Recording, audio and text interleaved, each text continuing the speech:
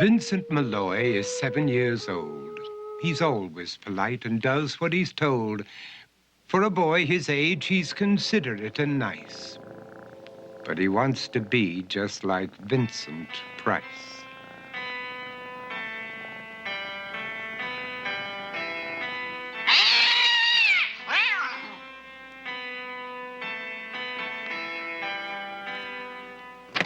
He doesn't mind living with his sister, dog, and cats, though he'd rather share a home with spiders and bats.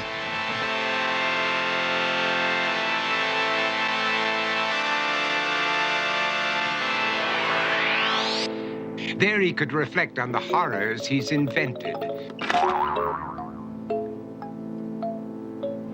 and wander dark hallways alone and tormented.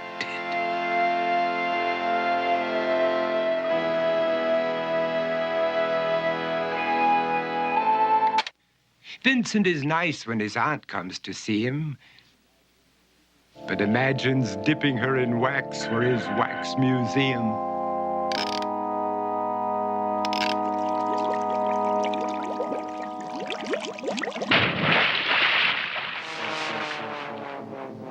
He likes to experiment on his dog, Abercrombie, in the hopes of creating a horrible zombie.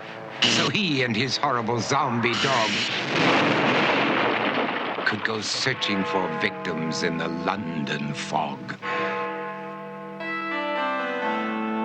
His thoughts, though, aren't only of ghoulish crime. He likes to paint and read to pass some of the time. While other kids read books like Go, Jane, Go, Vincent's favorite author is Edgar Allan Poe.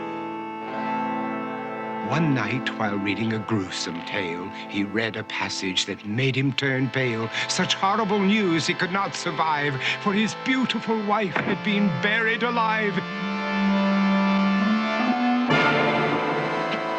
He dug out her grave to make sure she was dead, unaware that her grave was his mother's flower bed.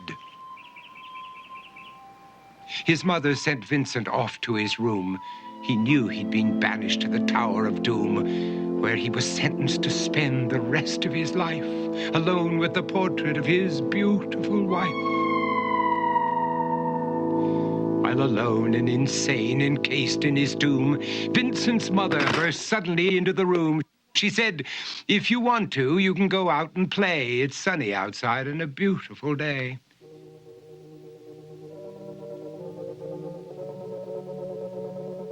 Vincent tried to talk, but he just couldn't speak. The years of isolation had made him quite weak.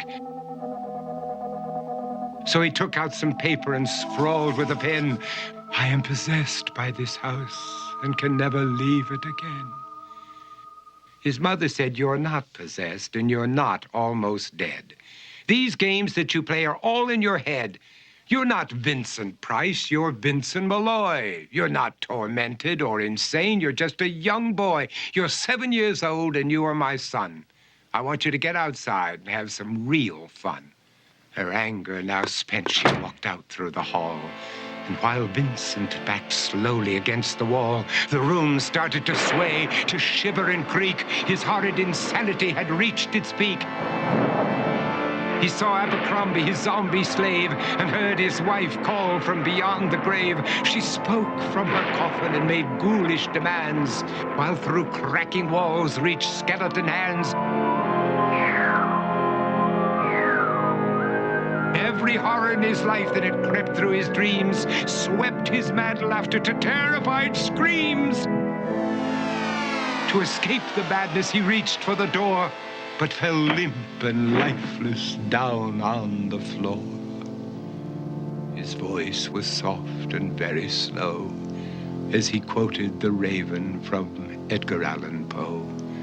"And my soul from out that shadow that lies floating on the floor shall be lifted nevermore."